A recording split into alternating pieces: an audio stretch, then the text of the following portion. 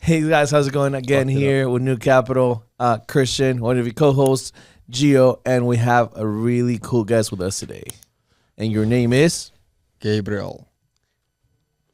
What's your real name, dude? I was going to ask that. You know my real name. I do. So, Do you remember? no. Catalin. Yeah, that's what it is. It's a Romanian name, bro. Oh, really? Oh, okay. That's awesome. Surprise. All right, go. Learning Gabriel. something new every day. Yeah. I know. Yeah, man. So, why you change it? Just because it's easier for people to pronounce, or what? Gabriel is my church name, like at the church technically. I was Okay. about 11 years old when I went to church, and the priest is like, well, there's no Catalin in the Bible. Oh, wow. I'm like, really? So what, now I go to hell?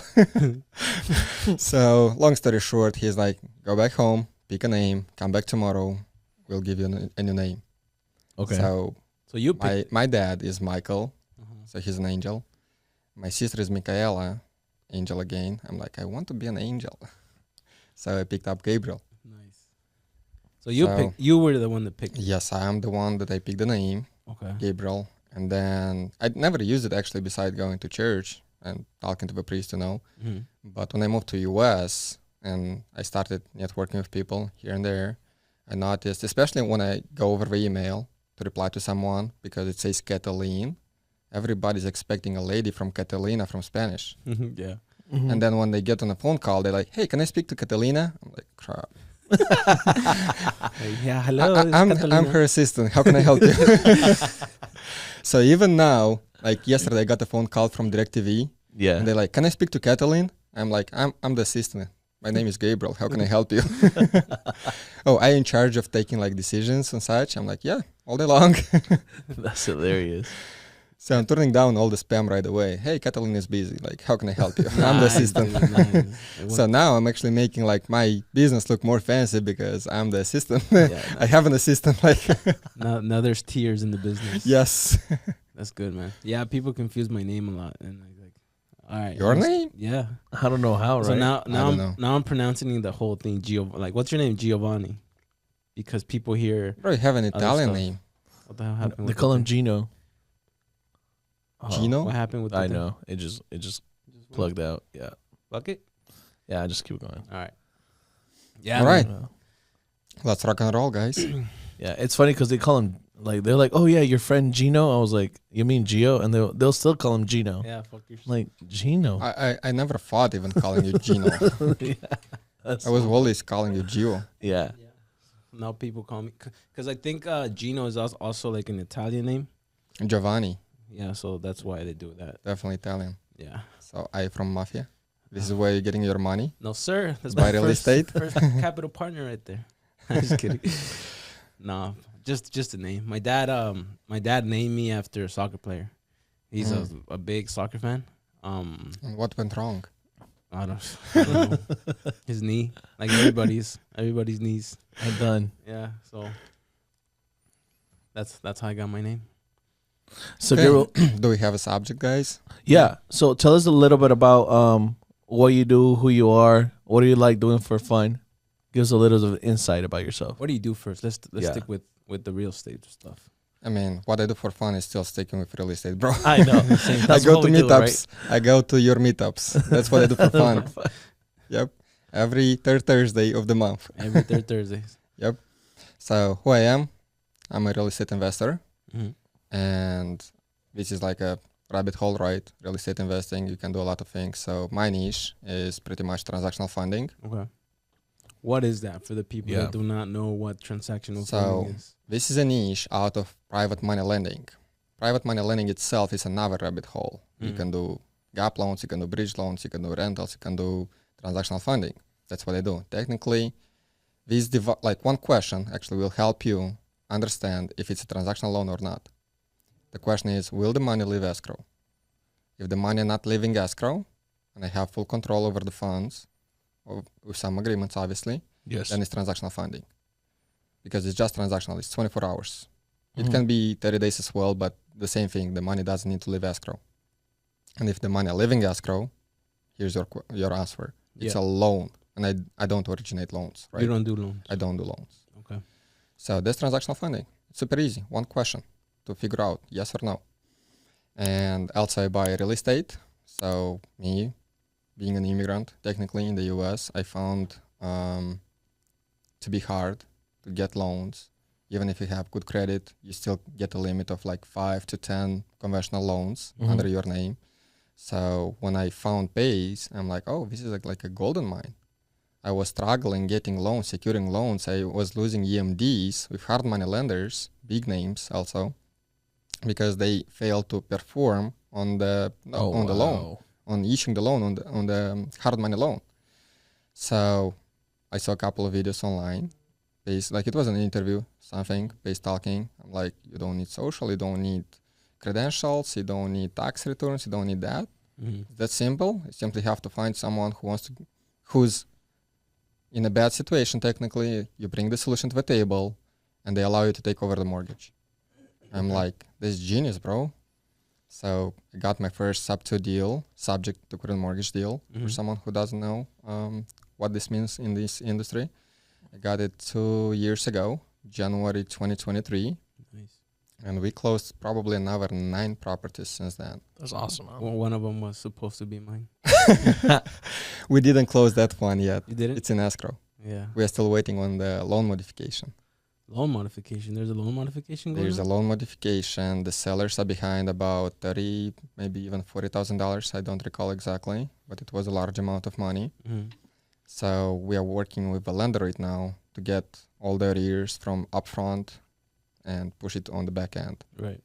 So, funny fact, actually, the HOA is the one that started the foreclosure. Okay. It's not the lender. Oh, wow. They're way behind on payments on solar, on the mortgage, and HOA. Yeah, And the HOA is the one who pulled the trigger first. I'll tell you why. Right now, it's not a public thing, but anybody that has a VA loan, they're not doing anything with it. They're not foreclosing. They're not sending notice of defaults. Nothing like that. It's just for VAs, the VA loans. Why? I don't know why, but that's what they're doing. How do I know this? Because I've seen probably like 10 of these, and you check if there's a notice of default filed. They're like 10 months behind. There's no notice of default. Wow. Then somebody, who's the guy that works at Jimmy? Yeah, Jimmy. Jimmy works for. We can't say work. Yeah, I can't say where he works for. But like, he works for Mafia. No, what do you call it? A servicer. He worked for a servicer, and he was telling me that. I think he's the one that told me. Yeah. Like the servicing industry is not sending notice of defaults for VA loans.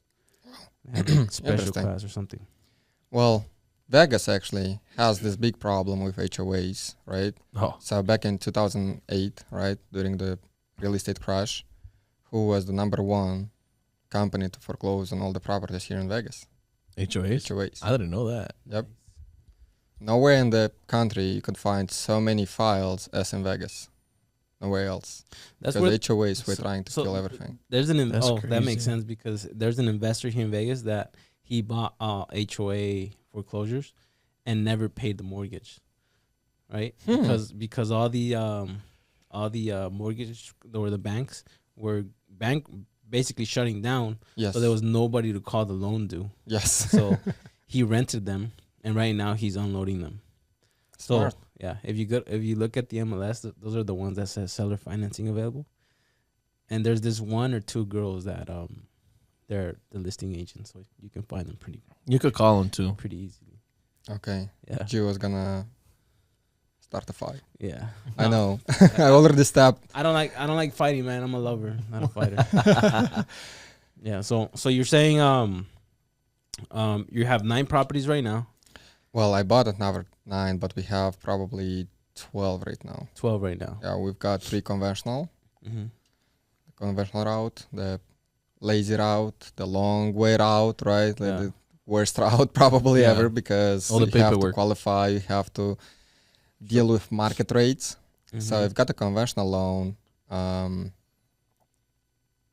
January 2023, I would say. Yes, January 2023. Me and my girlfriend, we closed on another property, our primary right now. And the loan is like 6.25. Jeez. So that's why I don't like conventional. Yeah. We had like long-term fights about that house. Like, should we buy, should we not? Because I'm like 6%. Like, we have this creative financing on the side, but with creative financing, there's another problem.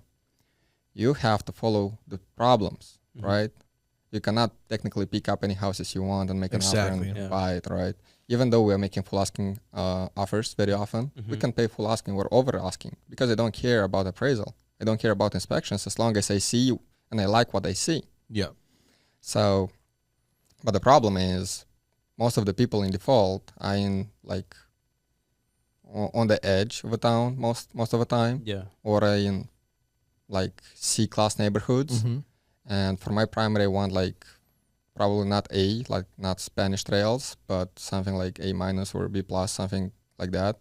So we had to pick an area we want to stick with, and we had to deal with the market. Yeah. So 6%, man, we cannot rent out this house now in cash flow. Yeah, of course. What is your mortgage like? The mortgage just increased to $3,050 a month, plus HOA, and we have 2 HOAs. One is like inside the neighborhood, and one is like a master HOA for Mountain's Edge. Okay. So we are paying for the parks. Other people come to us. Yeah. Oh, man. So yeah, so there's like Mountain's Edge, Summerlin. There's a couple in Henderson that they have a master HOA. That's wild. And then like a neighborhood HOA. What happens if you stop paying the master HOA? Both of them will foreclose on you. Really? Yeah. Dang. Yeah. Try and find out. no, I hate HOAs. I have one in my house. Fuck around and find out. I know. They're good and bad. It's like I have a neighbor that he buys and sells vehicles, and he likes to buy them and he parks it right in front of my house. And He's an auto flipper. He paints it, like hand paints it, like right in front of my house. Hand paints it, bro. With the he buys like those spray cans. Bro, I'll pass you a business card for one of my partners. Like, he owns a body shop. Tell him to stop by. Oh yeah, no, I've told him, but he's cheap. He's the reason he's doing it is because he buys like beat up cars, and he just makes it Rubs look on a little better. paint. Yeah, little Lipstick on the pig. This is what we exactly. call. Yeah. And that's how he sells them. But so okay, back to real estate, bro. yeah, so HOAs are good and bad. That was my point. You have like my HOA will step in and tell him, hey, you can't do fix this. the issue. Or like if you have no HOA, like he could do whatever he wants, right? Yeah. Yes. So it's a love-hate relationship. Yes, Like I agree. like a toxic boyfriend kind of. Yeah, so Well, based on your exit strategy, based on your business type, right? If you do LTRs, most of the time, who cares about HOAs? As long as you can make your cash flow, yeah. HOA is actually good because now they're gonna stay on top of everything that's going on inside the community and they keep it clean. Yeah. I really like I probably have seen, I don't know, 75% of Las Vegas so far, most of the communities. I drove around and checked the houses and the neighborhood and stuff. And it's super easy to find out if there's an HOA in the community or not. Oh yeah. As soon as you drive in an HOA community, you see all the cars parked, like 1 car, 2 cars per house. One is in the driveway or in the garage, or no cars on the street at all. We have a house, that one I bought conventional. The only house I have under my name as a conventional loan. Actually, the house is not under my name anymore. It's under my LLC, but the loan is still under my name. So that community doesn't allow to even park in front of the house. Not even daytime. I have tenants for about 2 years at the house, and I'm still getting letters in the mail from the HOA. Hey, like, the car is parked on the front of the house. That's Like, wild. are you kidding me? This is Amazon delivery, dude. So they caught it right on time. Yeah. No, it was actually the tenant car, Okay. but I'm always fighting back to HOAs. Yeah. I'm like, that's Amazon delivery, dude. Like, what the hell? Yeah, man. And they're like, That's oh, crazy. sorry Do about they that. have Sorry about cameras to bothering. check that, or like They have people They driving drive around. around. They drive around. That's- And very often, like in fancy neighborhoods, they have like the boarding of the directors of HOA. Yeah. They have someone, actually 2 or 3 people living in the neighborhood to keep an eye on the neighbors. do they get paid for that? So we have live cameras walking around. Yeah, dude. So there's people that crazy. drive around. There's other people, like you said, like they're part of the board of directors of the HOA, and they just Yeah. walk around just finding people to That's send wild. a letter So to. that house is like a corner lot. It's a corner lot, and the house on the right of the house, technically, it's like one of the boarding directors, and the next house, another boarding director. Nice. But in the perfect place.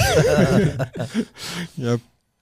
You should. So there's a way around it that I was thinking. So we have two houses that are in the same neighborhood, and I was Are you gonna in the put- boarding of directors? I was gonna apply for that. I'm gonna be myself. I'm gonna be a president and That's then funny. just allow Airbnbs. Oh, That's hilarious. We're gonna allow Airbnbs in that HOA. Gabriel, I know you said you purchased 9 properties. I know it's very hard to cash flow here in Vegas. So I was gonna ask you, how do you make those properties cash flow? Are they cash flowing for you, or you're just buying them for another reason? so most of them actually cash flow LTR from the day one I'm underwriting the deal. They Okay. all cash flow. Like we have 2.75 rates, 2.6. The first SubTo deal I got is 2.62% rate. That's good. It has 1,400 and some change on PITI, Oh, plus wow. a $48 each away. So I'm paying $1,500, roughly speaking. There's solar as well for $111, but it's always on the tenants. I'm always passing it through. Mm-hmm. Hey, this is a utility bill. Please. Like I'm already updating the monthly payment. Let's say the rent is $2,100, the LTR, and I'm adding another $111 on top on the monthly payment to me Right. to not keep the 2 payments. Yeah. I keep just 1 payment from the Right. tenant to me. So that house is now rented out MTR, midterm rental, for $2,900 a month. Okay. It's been going on for 9 months. Nice. So it's almost twice, Right. pretty much. So yeah, most of the properties, they cash flow LTR. Not everyone is as sexy as this one, obviously. Mm-hmm. Yeah. Most of them are LTRs in my portfolio. We have one corporate rental. We have an MTR. We are launching an STR right now in Henderson. Nice. It's 5 minutes from the airport. It's right by the city line. Okay. And actually, to my surprise, I didn't want to apply for a permit. I'll be honest. I was gonna ask you that. Like, I didn't want to. Okay. Because everyone that I met at the meetups, they're like, yeah, we do it this way, we do it sketch way, we do that way, we do that way. Like, Yeah. oh, like, is it that hard actually, or what's going on? So I was waiting for someone for 2 weeks to actually get on a Zoom call with me Mm-hmm. and walk me through the bypass route, the illegal route technically. Mm-hmm. And he was always busy, always excuses, always like, we'll do tomorrow. And this has been going on for 2 weeks. And I got pissed off. I came from Squad Up Summit. And the next thing I do is get on a phone call with Henderson STVR department. Mm-hmm. So I left a voice message. Obviously, whenever you try to reach out to someone from the city hall, like they then never just- pick up the yeah, phone. yeah. So later that day, I'm getting a phone call back and, hey, have a missed call. What's going on? I'm like, look, not gonna act the smart ass over here. I'm telling you straightforward. Have a property. I'm doing LTRs in town already. I have MTRs in town. I can do MTR anytime. I'm not afraid of you guys. But I might have gaps in between my MTR bookings. I want to list it as STR. And Airbnb suddenly asked me for a permit.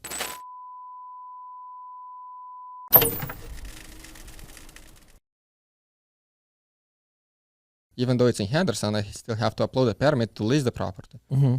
STRs is short-term rental. Short-term rental, yes. And I'm like, what do I do? What do you guys recommend me to do? And she's like, can I have an address? I'm like, No. here it is. Like, I don't care. Here's the address. And she's like, oh, we have actually one available spot for that neighborhood. Oh my God. Yeah, so they actually have a map. If you go to City of Henderson, STR department division, like the domain, they have a map. You can look up where you can buy an STR and actually apply for a permit and you can get approved for. Yeah. So she guided me. She was a really nice lady. She walked me over like the process. She's like, do you see this email? Do you see this email? You copy this, you put there, you get the subject on the email, you upload your documents over there. This is what we need, X, Y, and Z. And someone will get back to you. So thank you. Next thing I do, send the email, upload everything. So had like probably 10 documents to upload because I have every property I buy is not under my name. Mm-hmm. It's under a Nevada LLC in the state where I do business. If I do business in Georgia, I have a Georgia LLC. And then this Nevada LLC is owned by a Wyoming holding company, yeah. right? So I had to provide a deed of Everything. trust. I had to provide the LLC docs. So I have operating agreement. I have a EIN for the Nevada. I have filed articles. Same thing for the Wyoming. Corporate resolution, allowing me technically to sign on behalf of a LLC because I don't own it directly. It's owned by my holding. Provided everything, and they got back to me. Yeah, everything is received. Everything looks good. We'll keep you posted. So now, I mean, it's been only 24 hours. Today's Saturday, obviously not gonna get a reply, but next week, hopefully. Oh, you just did yesterday. Yes. Oh shit. So next week, hopefully, I'll get the permit and we'll launch it. So we'll see how it goes. But yeah, even if I don't need to list it in STR, if I'm being denied or something, I still can do MTR. The house has been fully remodeled. We've got it SubTo at 3% rate. That's VA really loan. good. VA loan, bro. So for those who doesn't know why I'm so proud about getting VA loans is actually because VA loans don't have PMI. Mm-hmm. And VA applicants, they often get approvals with zero down, and they're getting financing of 105 or 110% financing. So they're already upside down from the day one they buy the property. Yep. So what happens if they decide to sell the property next year, 2 years down the road in this current market? Mm-hmm. There's no appreciation. There's no equity or low equity. Exactly. So we've got this property super low, and we helped the seller actually. The seller was $9,000 behind on payments. People would think, oh, you effing like investors, you use others people like just to grab those good loans, or like you do lowball offers. Honestly, I paid full asking price. Didn't lowball anything. And they have been struggling to sell the house for a couple of months. So I just stepped in and I solved the problem. Yeah. Now, me paying the mortgage on behalf of a seller, he's getting his credit score back to normal. And believe me or not, I was at the Squad Up Summit last Friday, a week ago, and one of my sellers from Georgia, we have one property in Georgia, he texted me, hey, I know our contract has a 3-year balloon payment to pay me my equity. We still owe him about $13,000, give or take, and we pay about $56 a month in interest only. He's like, can we extend our balloon payment for later? I still want my $56 a month for a couple more years. What? Nice. So, that's awesome. and before that, he reached out to me, hey, can you send me some proof of payments, because I'm thinking about getting a new mortgage and I want to make sure like you guys making the payments, because I have to lower my DTI. I provided everything to him. He got back, hey, like I see the benefits of you paying my mortgage. Yeah, of course. We closed that Georgia property 1 day before the auction. 1 day. Wow. The auction was on Tuesday, we closed on Monday in 1 week. Mm-hmm. Nice. So we got a good deal. We ended up doing a lease with an option to buy. So our monthly mortgage PITI is $1,950, give or take. Yeah. Plus $50 to the seller, And $2,000. PITI, for the people that don't know, is like principal, interest, taxes, and insurance, which is You got it. the whole told you? monthly payment. I saw a YouTube video. YouTube video. NuCapital. One of those guys. Yep. So your PITI is what? $1,950, give or take, and $50 to the seller. And then there's about $320 annualized HOA, annualized payment. So do the math. It's like $2,030, $2,040 what we have to cover monthly. And then all the utilities, all the maintenance, everything is on the tenant. And they are paying $2,400 a month. So you're cash flowing on that one. So it's cash flowing, and we still collected a $15,000 non-refundable option consideration. You asked 15? 15. Nice. So now they have 3 year, technically, Three to lease the property. They're responsible of all the utilities. They're responsible to keep the property in good shape. They are not allowed to modify, to take down walls, to add rooms or something like that without my approval. So it's technically just a regular lease. It's pretty much like, we still do lease to buy here in Vegas. We just did another one in Saffron Highlands. You guys know about it. Yep. And I have one more in North Las Vegas, 2022 build. And every time I'm getting a lead, I'm trying myself to get the person on the phone, because I know how to walk them through. And the way I bring them to my thinking, to the way I see things is, hey, you probably heard about auto dealerships offering lease, right, for 2-3 years. You lease the car, and then you have a couple of options. 1, you return the car. 2, you extend the lease. 3, you buy out the car with cash. 4, you go get a loan and still buy out and you own it. Same thing we can do over here, guys. Literally, with houses. Now we're talking about 6 figures, obviously, but you still can go get a loan. So 3 years is what allows you to lock up the property, the price you want now, and there's high chance actually the price is gonna go even higher, so you can buy it even with equity.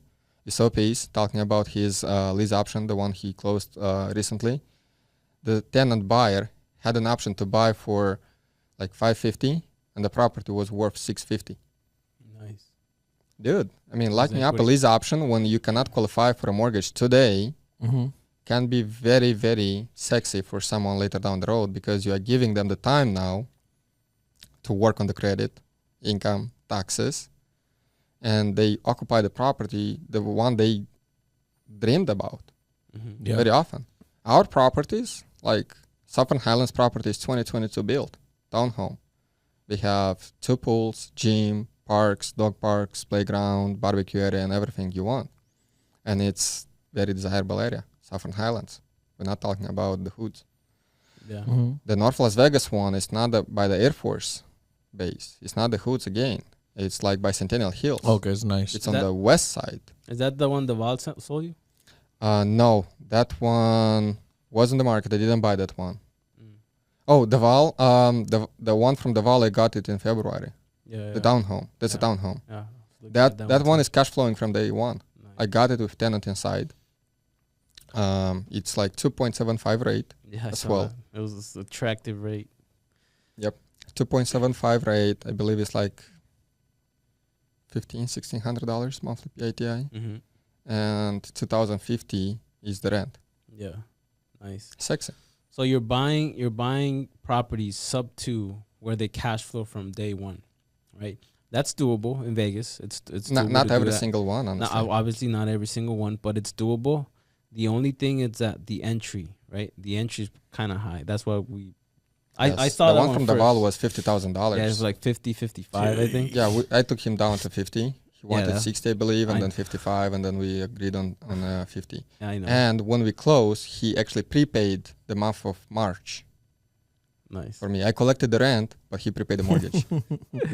Nice. So we He's talk. a nice guy. Yeah. Yeah, no, we talk to him consistently. What was I gonna? So entry, obviously people when you buy sub-2s, like the videos online, they tell you, hey, buy a house, no credit, no taxes, no money, right? But you really do need money, right? You need money to put the entry fee, the down payment. That's the complicated part. But you're a transactional lender. I'm assuming. How do you make your money to pay those entry fees? Or how do you, I don't know if you do something creative with them, or how do you do? So, in the beginning, when I got into real estate, my first capital partner was obviously Chase, Amex, and such. So, should I pull up Yeah, pull the them up. stack? I want to Pull it up. Pull it up. pull it up. Okay. Can you reach the So- remote? That thing's bothering me.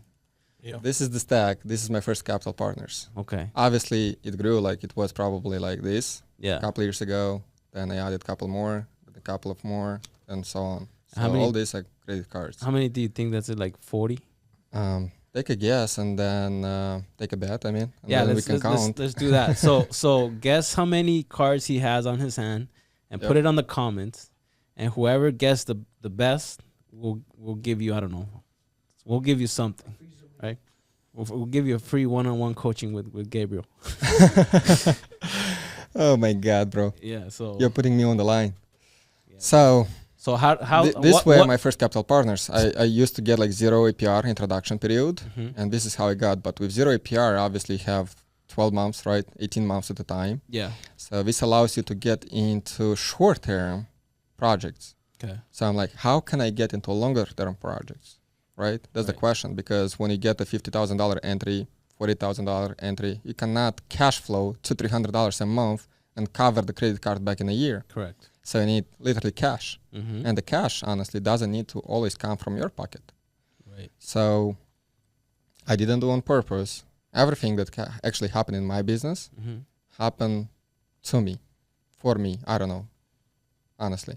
I was going to meetups, as we always do. And back in 2022, 2023, I went to a meetup here in Vegas, business owners, and I was shaking hands, talking to people.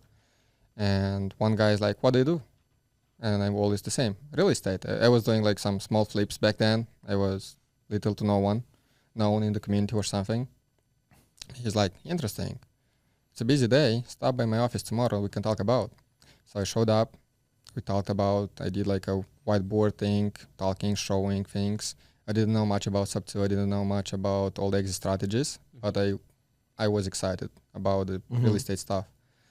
So obviously, people can feel your excitement in your voice, in what you do, the way you talk, the way you show up. And he showed interest. We opened an LLC together, and this was my first capital partner. Your second. I mean, First or second? First person. First person as a capital partner. And then shortly after, he introduced me to another friend of him. We went fishing. We didn't caught any fish, zero fish. But I got a capital partner. Oh, hell yeah. So from these guys alone now, I ended up raising about $1.6 million. Nice. So I have a pool of funds, technically, to answer your question. Sorry for going the long route, but I want people to actually to understand that it's pretty simple.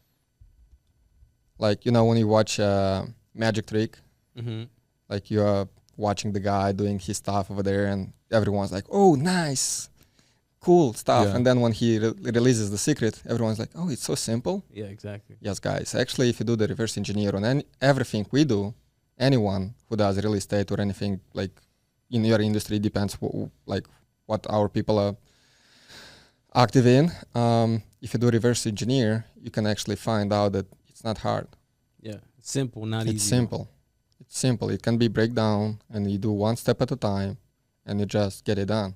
Right. Like, it took me a couple of years actually to identify what I'm good at and what I want to do. I have been doing transactional funding full time since January 1st. You, Gio, actually helped me with my first double close. Yeah. But was that transactional funding? Really? Was it? I don't know. Was it? Well, Yes. that was a double close Yeah, in North because Carolina it never for left a piece of escrow. land. But what happened there? It was one of the most sophisticated double closes I have ever done. Oh, that was easy. And that was the beginning for you? Yes. Nice. This was last year, right? I have been doing PML before that. I did about $1.5 million in PML like the year before and the other year. Yeah. So I was familiar with the PML stuff, promissory notes, deed of trust and such. But in this case scenario, this double closing that Gio helped me out with, there were 2 closing attorneys involved. Nice. So 2 escrows, meaning my A to B funds were supposed to leave escrow. Yeah. That was like, what the hell? Like, I cannot let money leave escrow because transactional funding doesn't leave escrow. This is what I was told about. No one told me they can be 2 closing attorneys or 2 title companies or 2 escrow accounts. Yeah. No one told me before. So the first thing I do, I go in our community. I'm like, who has done double closes with 2 closing attorneys? All I get is crickets. No one. Crickets. Like, who can help me with the paperwork? Crickets. So Gio stepped up. Like, dude, I got you. I don't know how to do it, but we'll figure out. This is how pretty much it was. So what he did is he picked up the heaviest thing in the world. The phone. He picked up the phone and he made a call. Who do you think he called? Ghostbusters. The closing attorney you called. Yeah. He called the closing attorney and he figured out how we're going to structure the deal.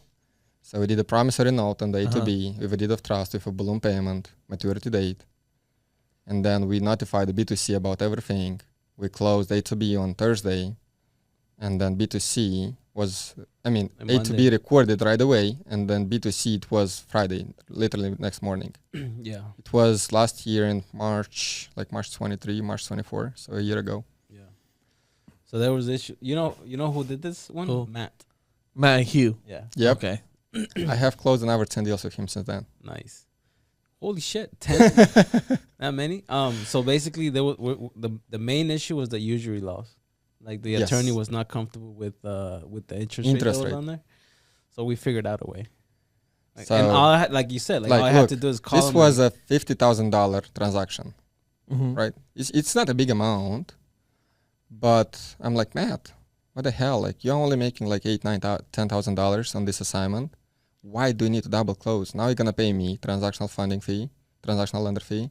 Then you have to pay closing cost. Like you are cutting off your profits. Your profits. Like, why do you need? He's like, dude, I'm selling it to a hedge fund. Hedge fund buyers, they have a policy. They only can buy from sellers, not on assignment. Right.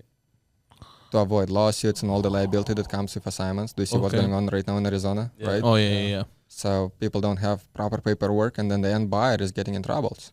Mm-hmm. So they don't want to do that, right? So they want to buy straight from the seller. So this means the wholesaler literally have to become the Has seller, to. have to own the property for at least an hour, 10 minutes. No one cares, but they have to own it Yeah. legally. Yeah. So it didn't click in my hand right away that this can be a good niche, actually. He literally gave me like the filter on who I have to target. Yeah. But it didn't click right away.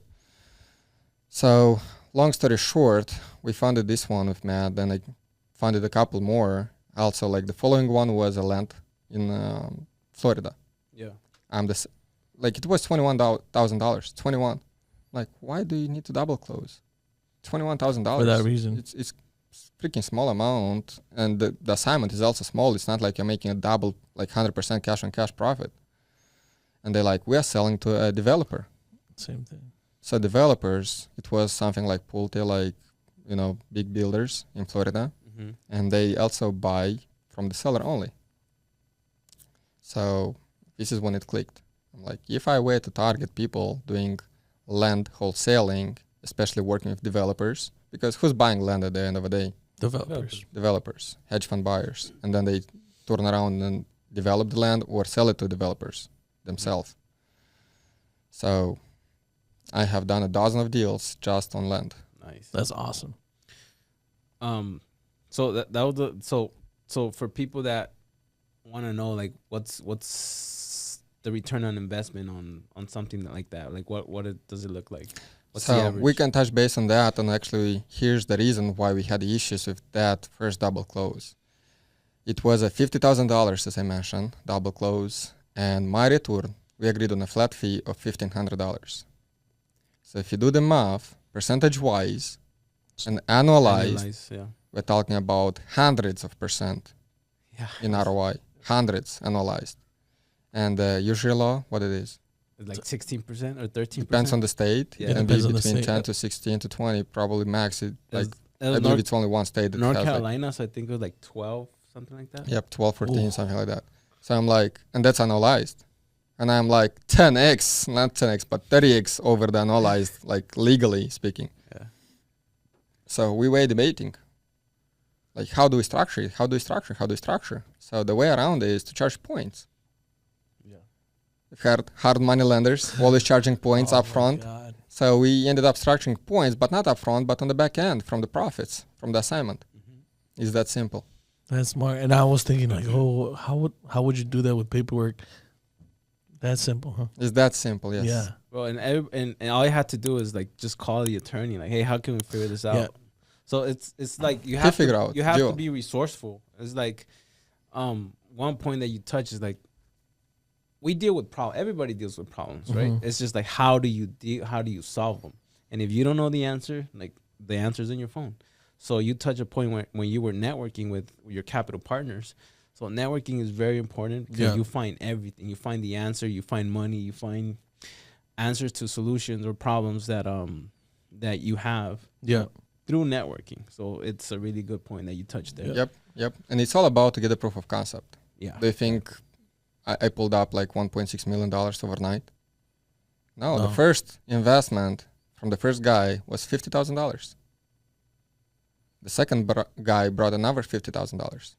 So is it a lot? Well, $100,000 is not a lot, but you can get a proof of concept if you do one deal at a time. Yeah. So we did the flip together. Then we've got the first SubTo together, and then the second SubTo 1 month later. And do you know how I got my second SubTo? The first SubTo was from a guy I met at a meetup, and he called me, hey, I have a lead. It doesn't have enough equity for a flip, but it has a good loan. Do you want it? I'm like, send me the numbers. So I got my first SubTo on a 3-page contract. Nice. I didn't know like how to structure it. I didn't know about SubTo paperwork. I didn't know who Sean St. Clair is. Yeah. The guy's like, we'll figure out. So we've got the first one, and then it was January. It was WolfCon conference, something like that. And Pace showed up as well, and Ryan Pineda, he hosted a meetup at his office, somewhere like in Town Square, I believe. Yeah. So I showed up, and same thing. What's your name? What do you do? Shaking hands. And it was already like midnight, 12 midnight. They turned on the lights, and then he's like, everyone the F out. Like, we have to start tomorrow the conference. Like, everyone go back home to hotels, whatever. Yeah.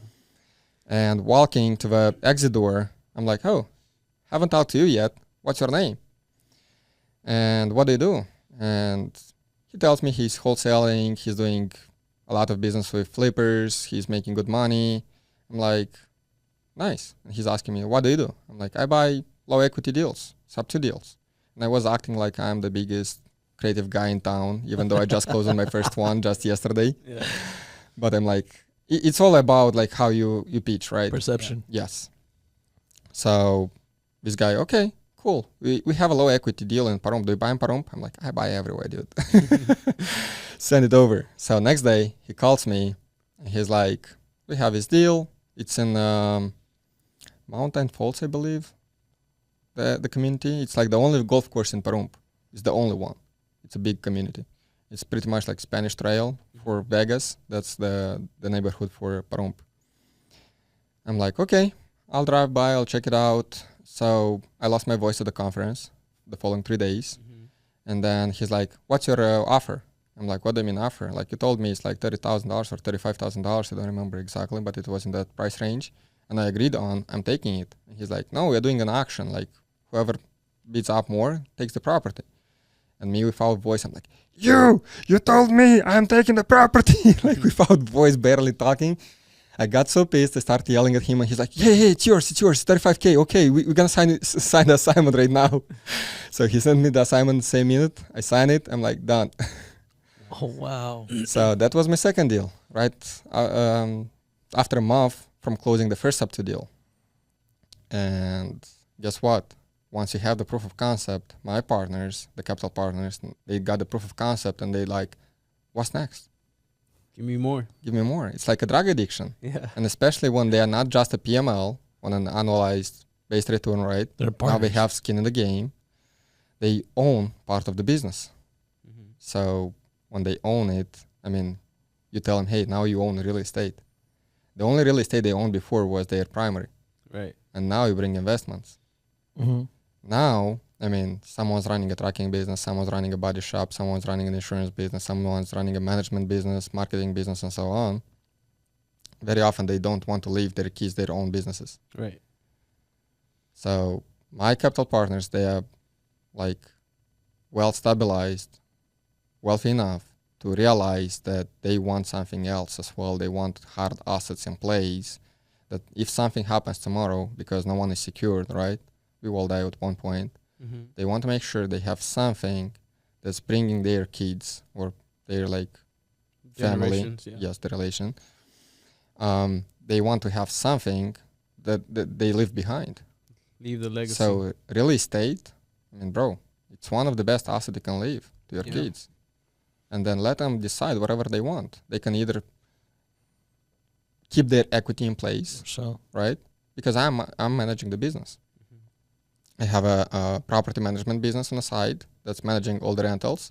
And then I'm still one of the owners in the holding company. So if the kids want to sell their equity, fine. We can find another business owner who wants to buy the equity, or we can sell some assets, pay them off, and move forward with whatever we ended up building over time. Right. So it's easier. Yeah. And now the kids, doesn't matter if they're like 8 years old or 28 years old, they still get money every month. Like the business that I ended up building can take care of their families. Yeah. And it keeps growing because rents obviously go up. So Yes. money keeps Yes. growing. And that first property we purchased, it wasn't good enough for a flipper, right? This is how I got it. It was not good enough for flippers. But it was good enough for me because it was low entry and low interest rate. Now that property has $150,000 in equity. jeez. I have about $40,000 in capital frozen. 40-ish. $150,000 in equity. So that's $100,000 that we have in 2 years over there. So here it is. And if I were to run out of money for some reasons, guess what can I do now? A lot of investors, they are running only the cash on cash return per year, annualized, right? They are looking 10, 12% annualized. If it's an STR, they maybe want like 18, 20%. If it's a co-living, same thing, 20, 22%. On my end, I'm also running the equity per net income ratio. So if I have $150,000 equity in this house and I'm making like $300 in return, that's not reasonable enough for me to keep the property. With $150,000, I can set the asset, even if it's like 2.6% rate. You know, we have a 2.75 rate in escrow right now. You know the address, you know everything, you know the story behind. This means we still can buy in today's market properties at 2.75 up to 3%. So I can sell that asset, pull $150,000, buy 3 assets. That's gonna cash flow $300 each LTR. Yeah. So now it's gonna be the same cash flow or even higher actually, but now it's not gonna be a $400,000 asset. It's gonna be a $1.2 million asset that I can buy with the same equity I have frozen in this house right now. Yeah. What do you call that? Net what? Equity per rent ratio, equity per net income ratio. Somebody else calls it a different thing. I forgot what to call though. I mean, you call it whatever you want. This is how I see it, right? I have equity, then I have a net income that I'm generating from this property. Right now, the property is listed MTR. I mean, not listed, but it's actually occupied MTR. If I were to switch back to LTR, cash flowing $500 a month, now, as to me, it's not worth to keep that property anymore. Right. So you're basically calculating opportunity cost. Like you have an asset, a property, an investment that's generating you this much, but if you keep it there, if you don't sell it, how many other opportunities are you losing, right? So that's basically what you're saying. That's if I were to run out of money. Right now, I still have the pool of funds. I have more money than I need. Okay. I have like $1 million that I keep for transactional funding only. And whatever I'm making there, I mean, we split the profits and we buy more properties if we have to. Right. And guess what? Because we have a proof of concept, because my capital partners, they have equity in my business, they see how everything works, they see the current market, they see the way I'm buying properties, and the business they are running keeps going up. It doesn't go down. Yeah. So they have more money every single month. They have to deploy it somewhere. It's either back in the business they don't like, some of them, or into an automated business run by someone else. Yeah, pick your poison. Yep. Exactly. And let me ask you this question. So when you started out so you used your partner's money to fund the deals, right? Was it like a 50-50 split that you agreed upon? It's an even split. Okay, even split. Okay. There's one partner per, or you said there's 1 or 2 partners? I have with 1, I have with 2 as well. Okay. It depends. So there's no 3 in 1 property? I have. Yeah. I have like 33, 33, 33. Yep. Okay. Yep. Because I'm getting like 1/3, so it doesn't sound sexy for a lot of you guys, but when I get a proof of concept and I get 2 capital partners to split the risk, now they want more properties. They're getting more motivated. Oh, dude. Because now, sexy to me. Instead of me getting 1 property, 50-50, and that's it, I can get 3 properties with the same people. Exactly. Yeah. And now I can manage a $1.2 million asset instead of $400,000 asset, right? Yeah, exactly. Yeah. So now we have appreciation on $1.2 million and just take 5% appreciation a year on a healthy market. Yes, this year might be 1%, next year might be 0, the other year might be 5 or 10, as happened during COVID. So overall, the average over the next 10 years might be 5% a year. Yeah. 5% a year on a $1.2 million is different than a $400,000. Yeah. So instead of me, being greedy, getting only 1 asset at a time, and then run out of money, I'd rather get more people involved, build a bigger asset, have story to tell. Like I have 12 properties right now I can talk about instead of 3 houses, right? Exactly. So that's different. Yeah. Yeah, no, that's like and my property management company is still charging a management fee each of these rentals. Yeah. So me, beside owning those assets, my management company that I own myself just is still pulling cash out from there. Yeah, that's a component we don't have. Yeah. Like we offer property management for free. We do everything for free. I did it. I did it for a year or year and a half actually. Yeah. I did it. But I'm like, guys, there's no 1 or 2 properties anymore. It's like There's I have a a lot, dozen of yeah. properties now to manage. Right. It's either I hire someone Or I build one myself. or I build one myself. But you also have partners that understand that part, right? That they're business owners. So they Yes, know they're that that's business not owners, yes. your time is It's very valuable. important actually to have good communication Yeah. with Yeah. partners. I'm trying to host quarterly at least Zoom calls. Oh, that's awesome. Quarterly Zoom calls, and then we go like I literally take my time and I build like a Canva presentation. I'm like, hey, this is what we have done this quarter or this year. Like December 28th, it was Sunday. We decided to do it even on Sunday, even before New Year. We decided to spend like an hour and a half, 2 hours, just to go over like what happened 2024 and Mhm. where we are heading in 2025. Yeah. That's awesome. And I'm pretty sure they appreciated that. Yes. Yeah, because somebody And here's why I know that. The following day, I was at the Airbnb house that I'm listing right now. Mhm. I was checking everything, like what I need to do because we just closed on that house and I needed to make the plan, you know, this is what we take down, this is what we keep, this is what we need to upgrade. Mm-hmm. And they called me. They like, we need to talk. I'm like, shit, what have I done? Yeah. And they like, we want us to be your only capital partners. We don't want you to work for anyone else Damn. because they see the value. Yeah. Yeah. And they literally told me, we know your capacity. We know where you're heading to. Yeah. And you opening your management company is gonna, benefit your business a lot. And we are afraid to lose you. This is like quote unquote what they say. Nice. So you provide the value out there. Yes. Yeah. So obviously, I can give them the first right of refusal, right? Mm-hmm. But I cannot limit myself. Because if I were to get $1 million tomorrow from someone else to buy properties, would you take it down or no? Yeah. Yeah, take it down 100%. Exactly. There's all these properties. You're in growth mode. Like, there's no way. Yep. So what's your goal then? Or the goal between you and your partners for 2025? You know, you spoke to them, and what's the goal for 2025? The goal aligns with my goals at the end of the day, right? Because someone just asked me, hey, like, why you're not marketing our LLC name in the publicly? Mm-hmm. Like, guys, I'm the business at the end of the day, right? It's Mhm. whatever I'm doing. So I'm the business. I'm going down, the whole structure goes down. Mm-hmm. I go up, the whole structure goes up. You stick with me. And I don't want actually to use my lending LLCs, the ones I'm lending from. It's either PML or transactional funding. I don't want to use my Nevada LLCs or Wyoming LLCs to the public. Because now it's easy to track down who owns and what is being owned, right? So you can get attacked. There's always liability that comes with running a business. Mm-hmm. So what I do, I have a management company that doesn't own shit. Exactly. 0 assets.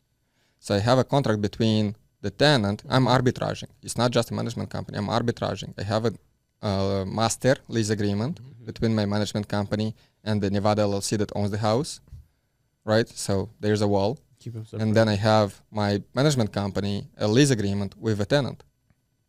So if there's something to attack, first one that goes is the insurance on the tenant. Mm-hmm. Then it's my management company that doesn't own nothing. Yeah. And I don't keep money nothing in that account. So adding the wall.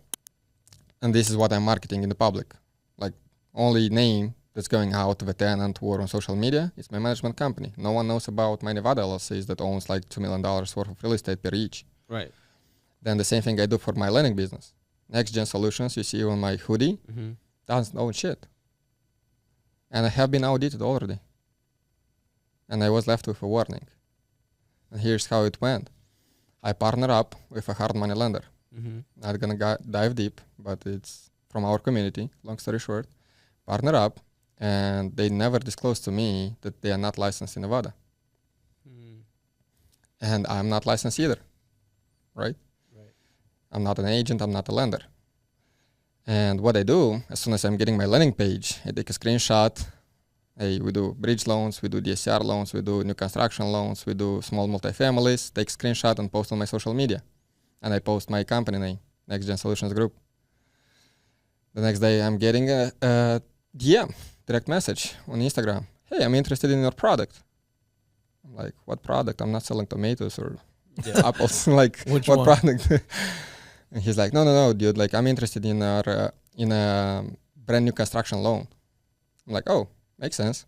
Here's the link. Submit an application. Someone from the underwriting department will reach out to you. And he's like, no, I want to talk to you. I'm like, dude, I'm not a broker. And I have heard in the past that if you're not licensed, you don't need to act like you are licensed. Right. I have heard about that. So I was trying to keep it clean. So this was like a 5-10 minutes long conversation over the Instagram. He's like, no, I want to talk to you. Like, okay, here's my phone number. He calls me on my business line. I always try to keep everything separate. Right. He calls me on my business line and he's like, hey, thanks for taking your time, blah, blah, blah. My name is XYZ. I'm interested in this product. Like, dude, I already messaged you over Instagram and I confirm again over the phone, I'm not the broker. He's like, so you're not issuing loans? I'm like, no, I don't do loans. Like, this is the company. Oh, do you work for them? I'm like, no, dude, I'm simply passing over the leads. I'm being honest with you. And he's like, oh, where's your company located? I'm like, in Wyoming. Why? He's like, why in Wyoming? I'm like, my business advisors told so. Where the broker is located? I'm like, New Jersey. He's like, can you give me the broker address and something? I'm like, this is the website, the official one. Like, without my landing page, if you type in this website, you're gonna get to their website, the official one. He's like, oh, you said it's in New Jersey, but the website's on the bottom, it says Tampa, Arizona. What's going on? Like, are you lying? Like, are you guys running a Ponzi scheme or something? I'm like, dude, mind your business. Here's the phone number on the website. There's their license. Give them a call. Find out, okay? I'm not the broker. I don't work for them. This went on for about 10 minutes. Same excuses, like same, what's going on? Why that? Why that? Why this? Finally, we hang up. 2 minutes later, I'm getting an email. Nevada Mortgage and Lending Division. Hey, Gabriel, Next Gen Solutions Group. We need your license. We need all the loans you ever issued. We need to do an audit. And I'm like, I know I'm clean. This was like every time I'm getting it into a new venture, I open a new LLC. And very often everything goes up to the Wyoming LLC. So anonymity is first, right? And the next thing I do, guess what? Sending an email back, right? Like, you have to reply. Yeah. My reply is, kiss my ass. I don't owe you anything. I told you over the phone. I'm not a broker. I'm not licensed. I don't do any activity. And in fact, I have never issued any loans. I don't originate loans. The guy got pissed off. He sent me an official letter, demand, over mail and over the email the same day. Like, we are starting an audit on you, boy. So I called the Nevada Mortgage and Lending Division the next day. I'm like, do you guys have this person working in your department? Like, I'm trying to figure out if I'm being scammed or what's going on. And she's like, yeah, we have this person. Do you want to talk to him? I'm like, yeah, I'd love to. So she transferred me to him through the official landline now, whatever, line. And I'm like, hey, I just received this weird email. I was wondering if it's from you. And he's like, yes, dude. I already told you. And like, he was very like pissed off. Yeah, very dry. yeah, very dry. I'm like, okay, fine. Appreciate. Bye. So the next thing I do is reach out to the vice president of a hard money lender. I'm like, we fucked. How do we get out? So they ended up hiring a group of attorney for me from New York. Okay. We all got on a Zoom call and we went over all the details. And the attorney is like, have you ever issued any loans? I'm like, not under this LLC. What LLC did you use? I'm like, is that LLC? That's also in Wyoming under another Wyoming LLC. Okay, fine. So they ended up drafting a letter with me, like on all the explanation. We sent everything. They replied back, like they were very frustrated. They're like, no, we're gonna move forward with everything. We're not taking this as a response. We're gonna audit. We're gonna investigate everything that's related to this company. I'm like, you know what? You know me as Gabriel. You know me under a different name. Yeah. Next gen is in Wyoming. It's not in Nevada. Do your thing, guys. I don't care. Yeah. August 2024, which is like 5-6 months later, they send me an email. We are leaving you with a warning. I'm like, fine. I bet you couldn't even find a Gabriel Harris in the public records. They couldn't find it. So anonymity, guys, and having a proper structure in place to separate your business, your activity, is very, very important. Yeah, because it's no question of like, are you getting sued? I'm like, still when are clean, you by the getting way. sued? Like Yeah. I haven't done anything illegal. I haven't issued any loans. I haven't originated loans through a hard money lender, right? Haven't Yeah. done. I have done PML, which doesn't require a license. It was a different company of mine and not in Nevada. So I'm clean, but just FYI, you can add layers of protection and you can keep bad eyes away from your business. Who does your structuring? That sounds like Anderson Business Advisors. Yeah. Quick plug. Yep. Yeah. Anderson. I have been working with them since 2019. Awesome, man. Like I've got my incorporation first back then. That's now used for my management company. That's the only company actually that shows my name in the public records because it's here in Nevada. Mm-hmm. Everything else is layers up to the Wyoming. And then I ended up getting a living trust last year as well. Oh, that's awesome. I need to work on that. So final protection pretty much. Yeah. If something happens, you know, you can leave a legacy behind. The living trust owns the Wyoming, right?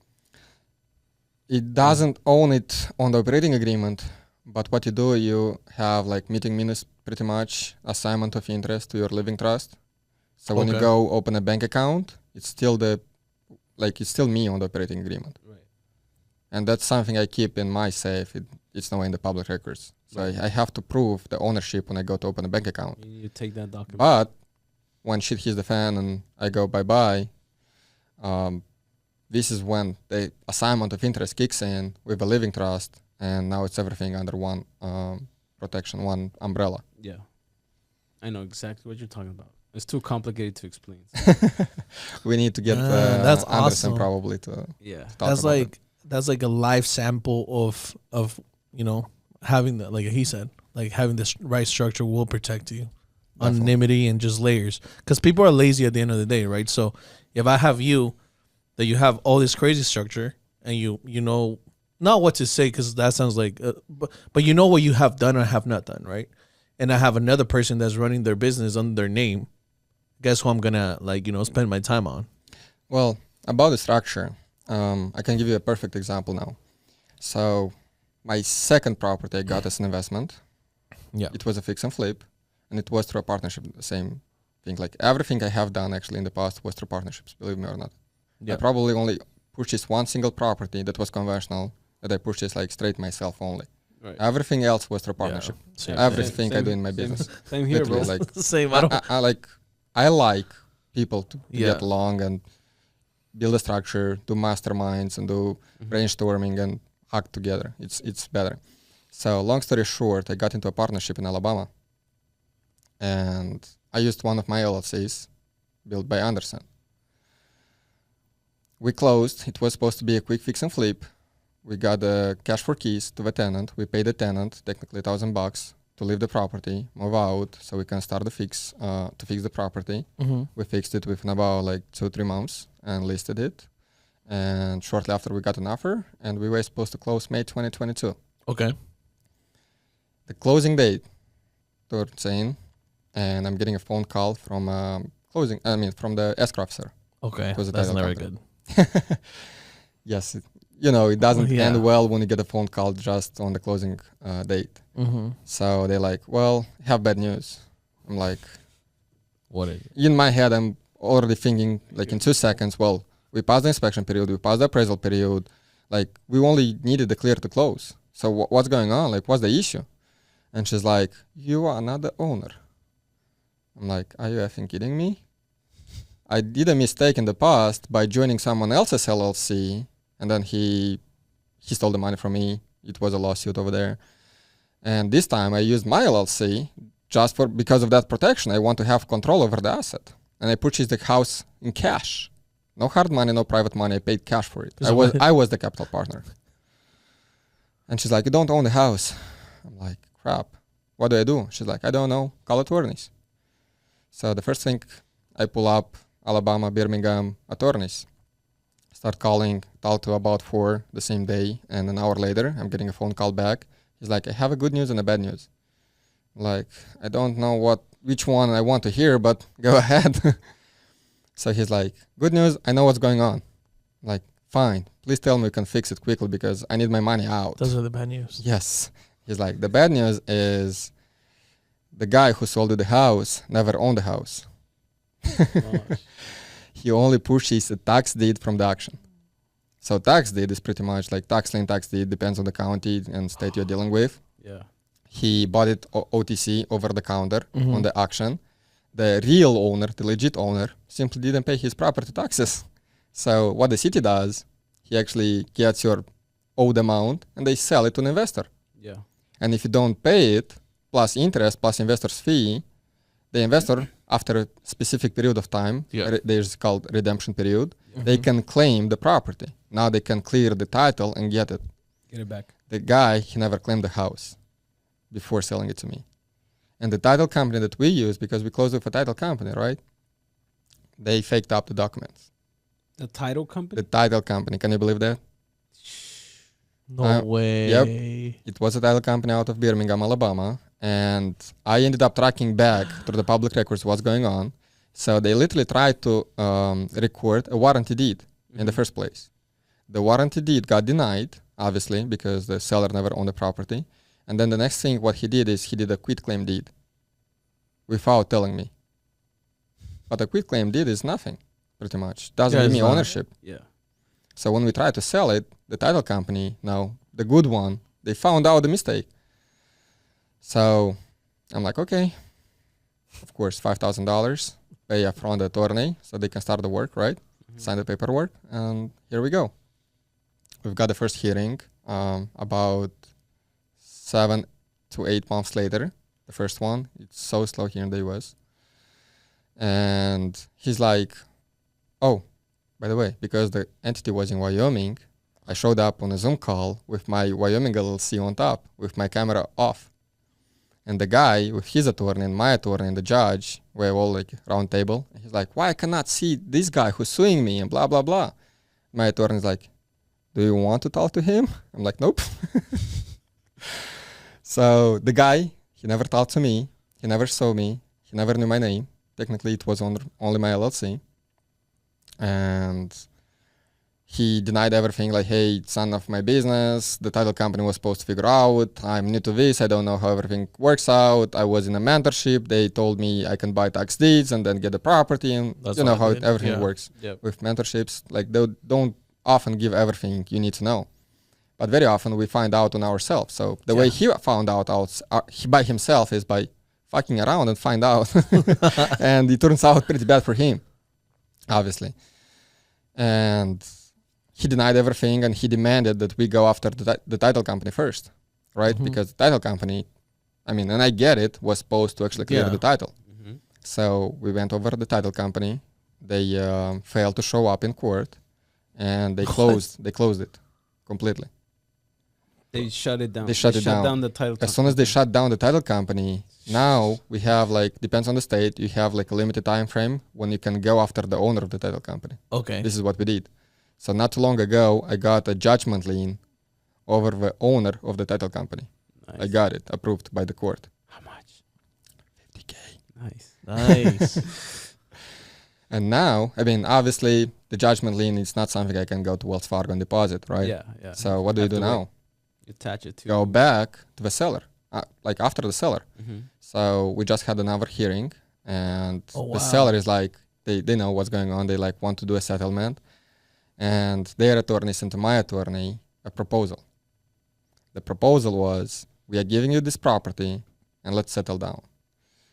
I'm checking the property address in the public records, and guess what do I see in the public records in terms of the ownership? What? He owns a tax deed. He owns a tax deed? Tax deed? Same problem as it, like, back to square one, right? Yeah. I got the property because he got it on a tax deed action, like tax action. Yeah. He got a tax deed on it. And now the property he's offering me for settlement, there's a different property. Yes, it's a different property. That property got out of picture. Okay. The owner paid his taxes and he got a got it nicely remodeled house thanks to me. Oh, So that house is out of picture anymore. okay. I don't own it. I have no control, and the seller has no control at all as well. Right. Because the original owner paid his taxes, It's like, oh shit. and he claimed the nice. property back, and now he's like, oh, nice remodel, guys. Appreciate. Thank Thank you so much, Gabriel. He didn't even say that. Oh, he doesn't know. Yeah, he probably doesn't know I did rehab. So now this guy, the seller, who took the money from me, he offered me another property. But it's the same thing. Same problem. He owns The only the tax deed. Not. He never redeemed the property. Is there the redemption period over or not yet? I don't care because the property is like $20,000 worth max. Oh no. So I pull up the public records under his name because he's a knucklehead. He doesn't have a structure in place. Knucklehead. Yep. So the first thing my attorney did when I reached out to him, Of course. he's like, as any other attorneys, they want to see if there's anything they can go after. Yeah. That's why you want to have like multiple level structure with limited houses per LLC. Mm-hmm. They call it This asset guy. research, right? Something like that. Asset research or something like that. Yeah, probably. Yeah. So this guy, he have about 20 properties under his own name. Nice. 20 properties? Yes. All purchased on the tax deduction. Nice. So my attorney got motivated right No, of away course, to yeah, start yeah. working this one. It's like, And now I pulled up the public records again and I see about 24 properties as of today. So I'm like, hell no, I'm gonna take this $20,000 piece of crap. Like, I don't need it. Sell whatever you want to sell. Give me the cash. pay me, yeah. Yeah. Give me the cash, dude. And because this is like a fraudulent case now, I am entitled to ask for X5 amount of money that I lost in this transaction. So I lost about $50-ish thousand in cash plus attorneys. So I'm entitled to 5X. Nice. I'm like, I'm not gonna settle for $20,000. Yeah, you're It's my crazy. ass. He should have that's- just given you 100K. It was going to be cheaper for him. For him, yes. Yeah. Than this lawsuit. That's why you structure. And he changed already 2 attorneys. Yeah. Now he's looking for a way out. He doesn't have a way out. He doesn't have anymore. Yeah. No, especially. And all the properties are in the same county. This So- is in Alabama, right? Yes. Okay. So even if he decides to back out for some reasons, I still can get the judgment lien. If he doesn't want to settle down for like a price we come up like in between, then I get the judgment lien, and now he doesn't sell anything before paying me. Yeah. Yeah. So that's how a judgment lien works. Like anything that you own. You know how we can sell- avoid that? How? Don't say it. You think he'll watch this video? No, I don't think he's that smart to watch NuCapital. We only have smart people here, right? Who wants to learn How and to get use better. and put it in practice, right? How do you avoid a judgment lien?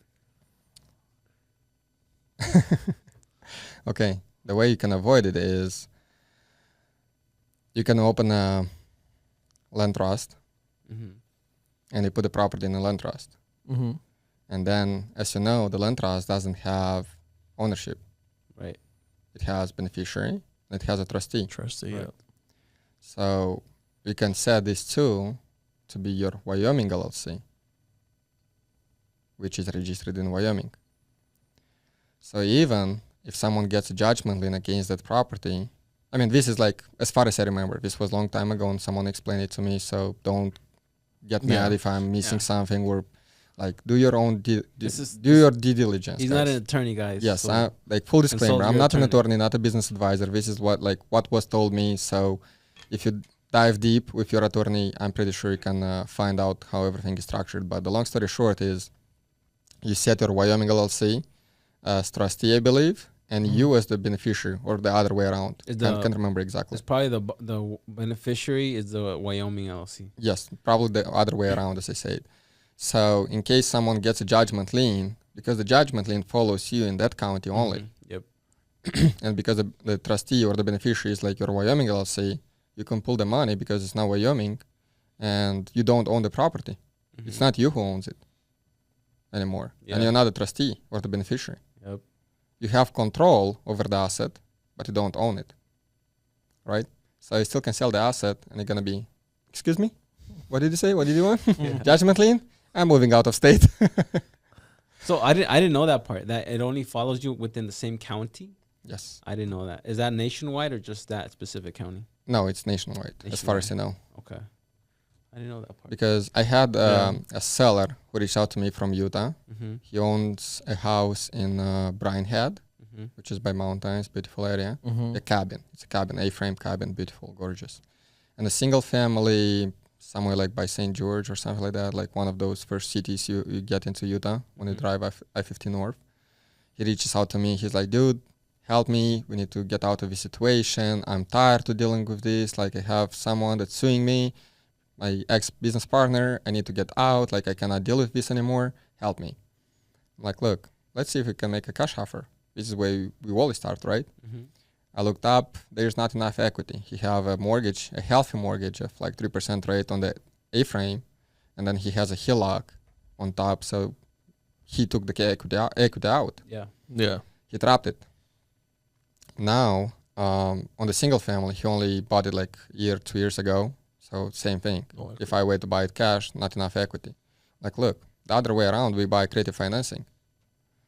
So, but before that, because you mentioned about the lawsuit, let's check out what's going on with the title, if there's anything.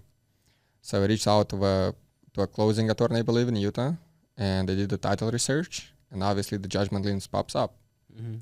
He's like, yeah, can we do like cash under the table? Can we do this? Can we do that? I'm like, dude, it's judgment lien. You can come to Vegas, buy any properties you want, if you want, but I still don't recommend to buy it under your name now that you have this lawsuit. But these two, you have to settle the judgment lien first. Yeah. Everything is under his personal name.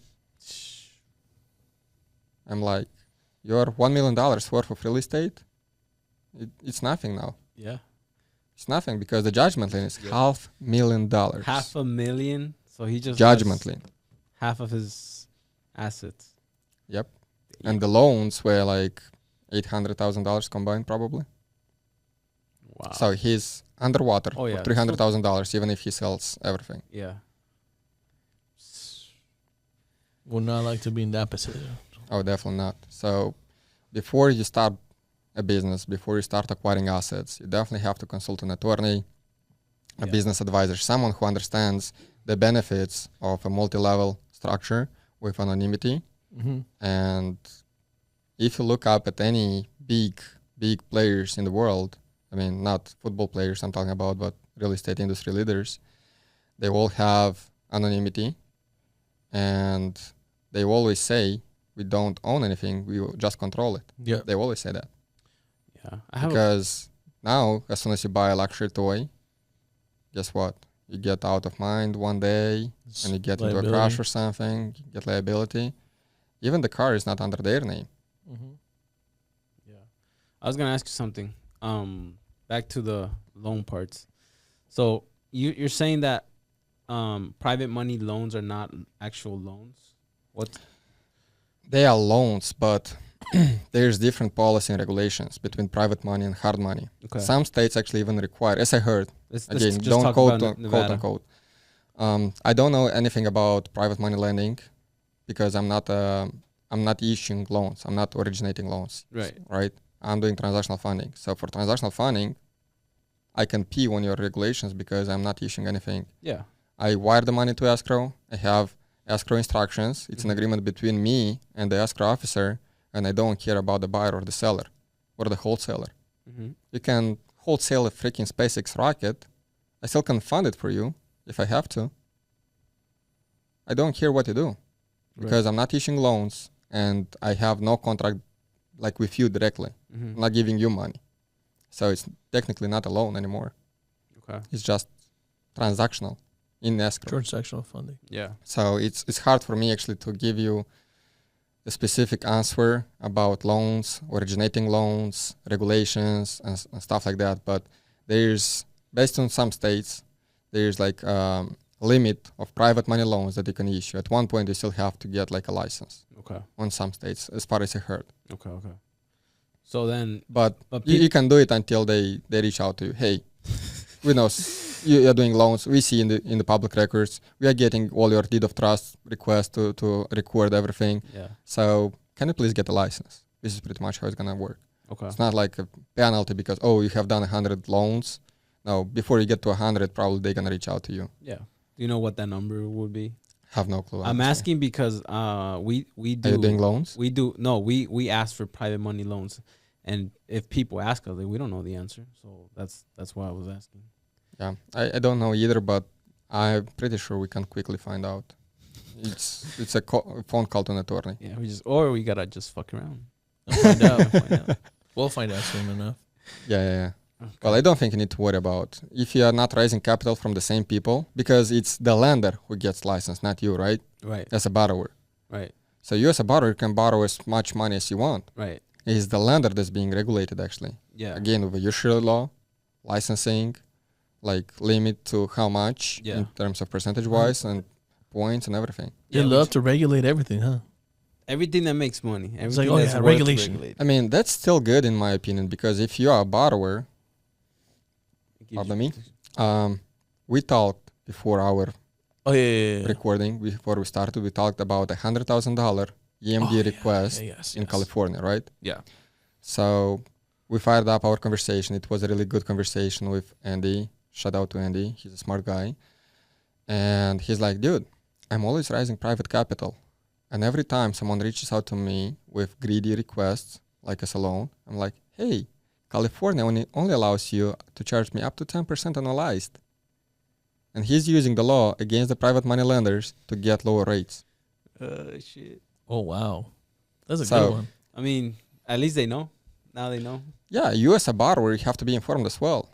And whenever you're dealing with not so well-educated lenders in the industry, now you can put pressure on them if you have to. Nevada. I mean, obviously, they can structure it in a way where they get equity in the deal, Mm-hmm. and then they get depreciation in the deal. They get Other stuff. interest. Like, you can have a lien on the property and you still can own it. In fact, this is what I highly recommend my capital partners to do. Now that we are getting more and more equity, like principal pay down, right? So I'm recommending my partners to record a lien based on the principal invested amount per each asset. I have properties with $40,000, $50,000 in investment only per asset. I'm like, guys, you know, it's not if you get sued, it's when shit hits the fan, Yep. right? Mm-hmm. So I'm like, if you have a lien on the asset and we are getting sued, now guess what? The first lien holder have to send their payoff. My partner's gonna get to send their payoff. Whatever is left, this is what they can go after. And if my partners, if we have a good structure in place, they can be, excuse me, we can sell it, but we don't own, I mean, we don't have any equity left. Yeah. Sorry. So Yeah. now, max you get an empty LLC at the end of the day. Yeah. And I keep like 4 or 5 properties in LLC. So we sell them, we pull the money out, and you out. Yep. So we're looking for like Nevada usury laws, and this says does not have general usury laws. There's no legal limit. In This is interest what rates. was told to me, honestly, by not an attorney. It was what do you call, like a Lender? assistant of the attorney, Paralegal. paralegal, Yeah. someone like that. It was like a paralegal when I was dealing with my lawsuits in Florida. Mm-hmm. He's like, dude, you secure, you're in Nevada. Yeah. You do whatever you want here. But that's like the Wild West. Let me ask Got you this it. question: in which laws would apply? Like, let's say you live here, and here's where your money, right? Like in your Nevada bank account. Or we're talking about like giving out a loan. Would the laws be where you're lending the money or where you're at? Where you secure the deed of trust, which in this case is where the asset is, right? Oh, okay. No. No. Oh wow. As far as I have seen, you know, credit cards, they charge 25%, Yeah. 24%. Why? Because they can. Can you check where Capital One is registered or Citi? Can you look up where Citi is registered? Citibank.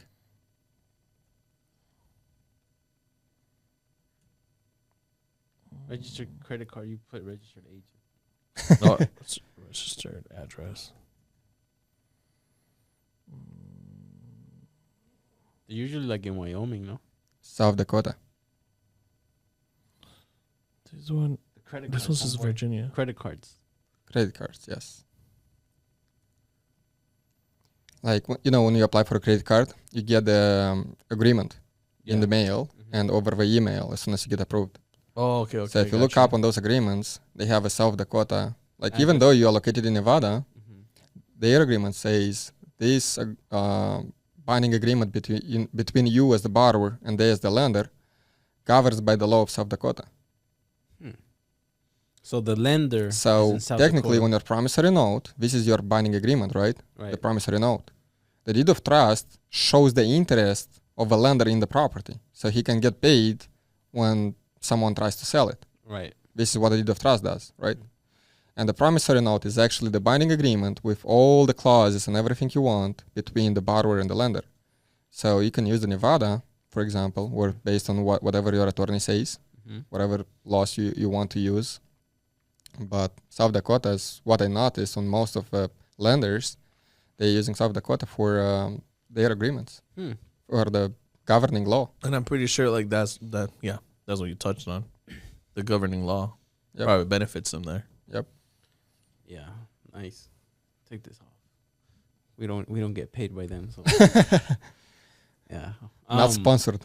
Not sponsored. Shit, I lost my train of thought. That was a following question. So for people that, because we're over like an hour and a half already, and I promised you an hour. So people, you do transactional lending, which in this case, based on what you explained to us, like your money does not leave escrow. It's only Correct. used to do transaction from A to B, B to C, right? Well, if we're talking about double closings, Yeah. then yes, it's A to B, B to C type of transaction double closes. This is what we call it. They are back to back.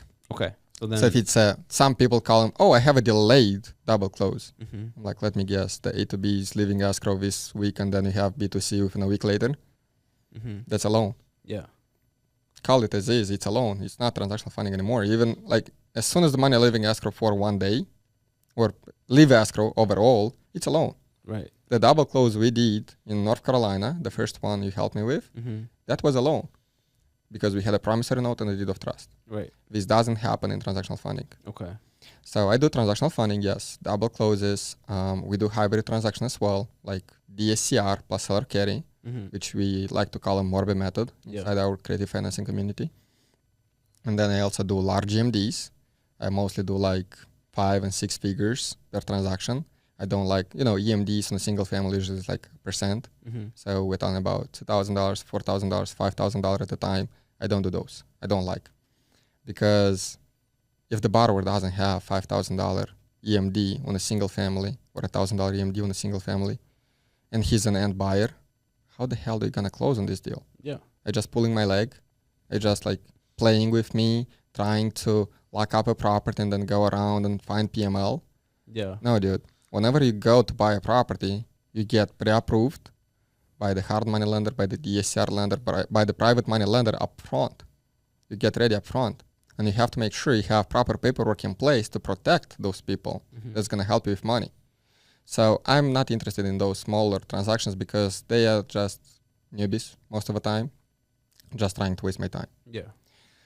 So I prefer to deal with larger transactions where they are dealing with sophisticated Morbe methods like DSCR plus seller carry, where they're dealing with SBA loans, small business administration loans plus seller carry, where they are dealing with hedge funds.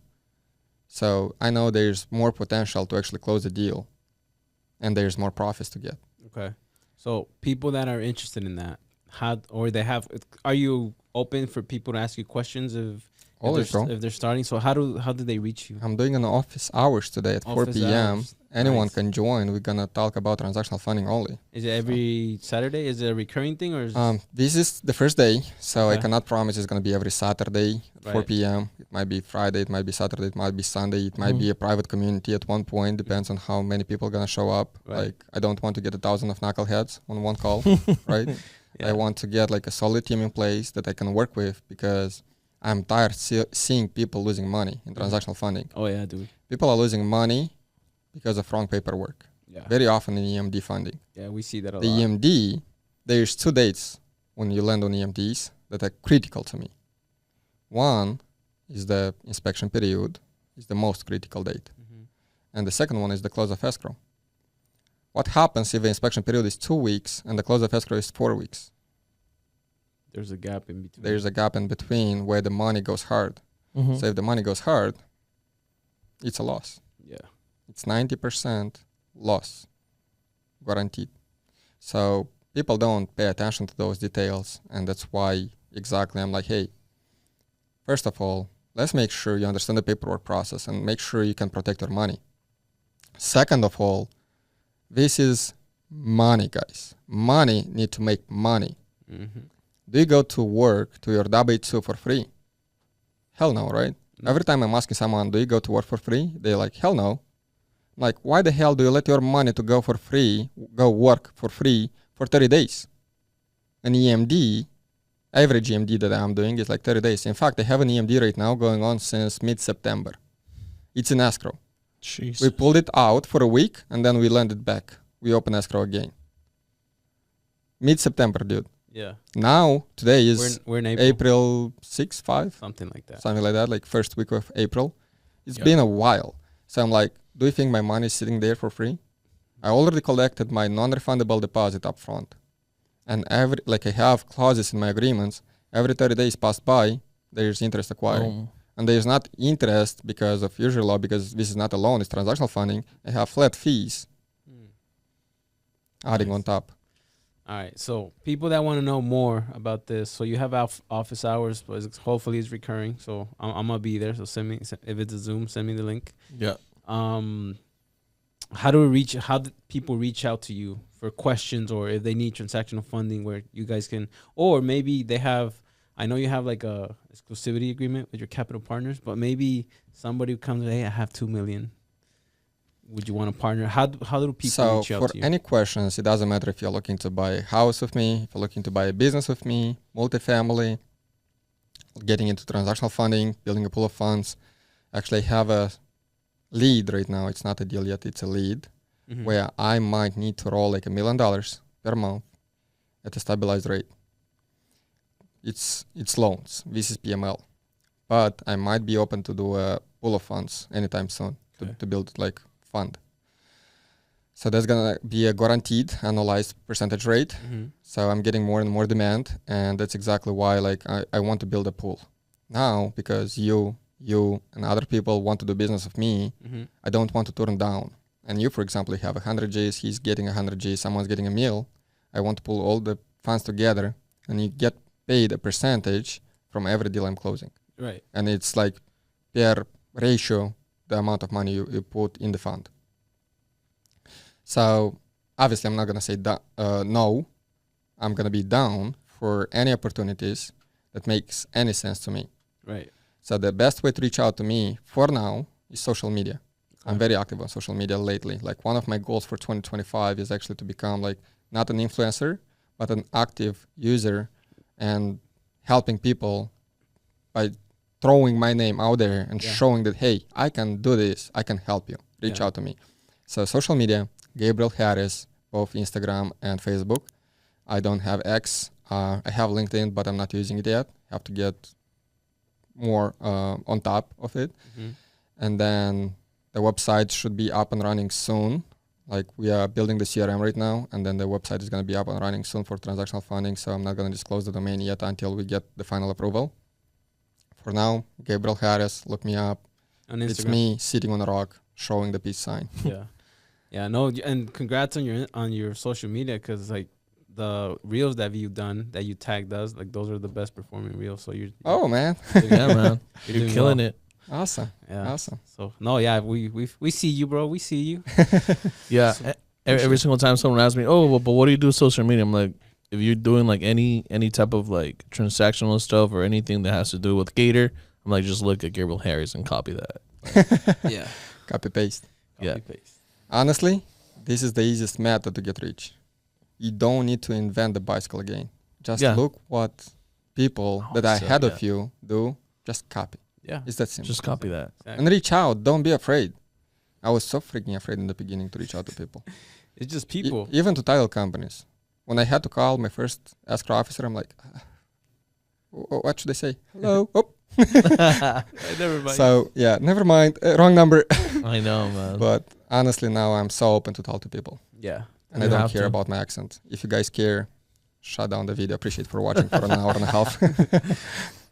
But yeah, it's been a long time. It's been an hour and 34 minutes, and I know we could keep on going forever. Definitely. So An hour and a half. yeah, thank you so much for coming, and thank you for sharing all that information. I mean, you touched about usury laws, lending, transactional funding, and even stuff like the legal side. Like, I'm happy that Structure, yeah, SubTo deals. yeah, that's awesome, man. I want to talk a little bit. We'll do this episode 2, but we'll talk a little bit more about the credit stacking thing, because people are We going. haven't even talked about that. We didn't talk about that. So There's guys, remember, like, if you guess how many cars he has, and we'll count them right after. If you guess how many cars he has, $500,000 over here. we'll give you something. We'll give you like calculator, a contract, a TC for free. So we'll give you something. So We'll figure it out. yeah, we'll figure it out. Put it in the comments. Yeah.